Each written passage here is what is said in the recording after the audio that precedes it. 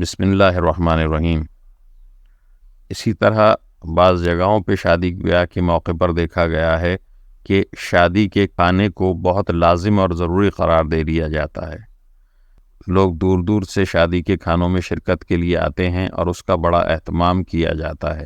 شادی کے موقع پر کھانا کھانے کے بعد لوگ پیسے دیتے ہیں اور دینے والوں کے نام رجسٹر میں درج کیے جاتے ہیں۔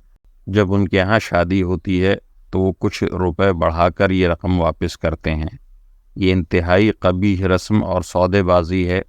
مہمانوں کو کھانا کھلا کر ان سے قیمت وصول کرنا عقل اور غیرت کے خلاف ہے۔ اس کے علاوہ اس میں دیگر برائیاں بھی پائی جاتی ہیں۔ مثلاً یہ رقم جبراً وصول کی جاتی ہے، بہیں طور کہ نہ دینے والے کو ملامت کی جاتی ہے، اور کسی کی دلی خوشی کے بغیر جبراً کچھ وصول کرنا اور استعمال کرنا حرام ہے۔ یہ رقم عموماً قرض سمجھ کر وصول کی جاتی ہے، حالانکہ بلا ضرورت قرض لینا ممنوع ہے۔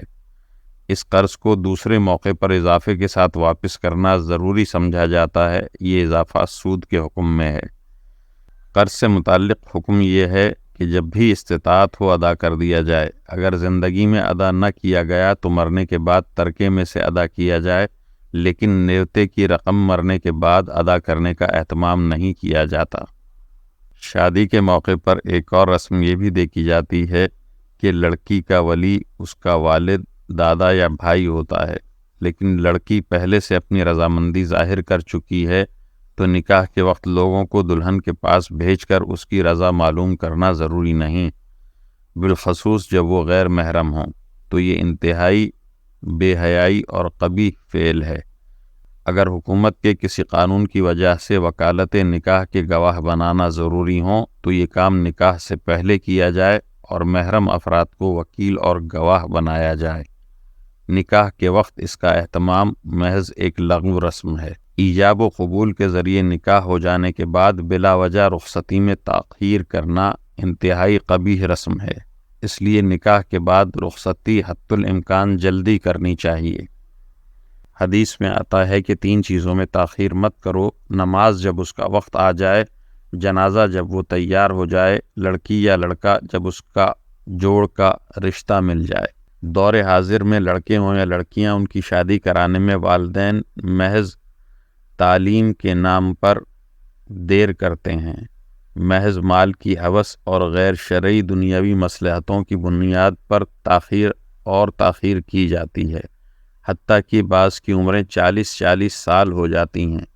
یہ صریحاً ظلم ہے، اور اس ظلم کے نتیجے میں بعض غیر فطری طریقوں سے اپنی خواہش کو تسکین دیتے ہیں۔ بعض نشے کے عادی ہو جاتے ہیں، بعض سلیم الطبع یا دیندار ذہن رکھنے والے اگر برائی سے بچ بھی جائیں تو کڑتے رہتے ہیں، اور فطری معاملات سے دور رہنے کی وجہ سے ان کی صحت کو سخت نقصان پہنچتا ہے۔ مزاج میں چڑچڑاپن پیدا ہو جانا اور نفسیاتی امراض کا ابھر آنا عام باتیں ہیں۔ غرض حب دنیا کے مہلک مرض میں مبتلا والدین کے اس طرز عمل سے لڑکے اور لڑکیاں مختلف برائیوں اور جنسی بے راہ رویوں کا شکار ہو کر اپنی دنیا اور آخرت بھی تباہ کر لیتے ہیں، اور والدین کے لیے بھی پریشانی کا ذریعہ بنتے ہیں۔ مگر ہوس پرست والدین اپنے خود ساختہ معیار کا رشتہ نہ ملنے کا فضول عذر پیش کرتے رہتے ہیں۔ اگر شادی میں بلا وجہ تاخیر کی وجہ سے اولاد کسی گناہ میں مبتلا ہو گئی تو حدیث کے مطابق اس گناہ میں والد بھی شریک ہوگا۔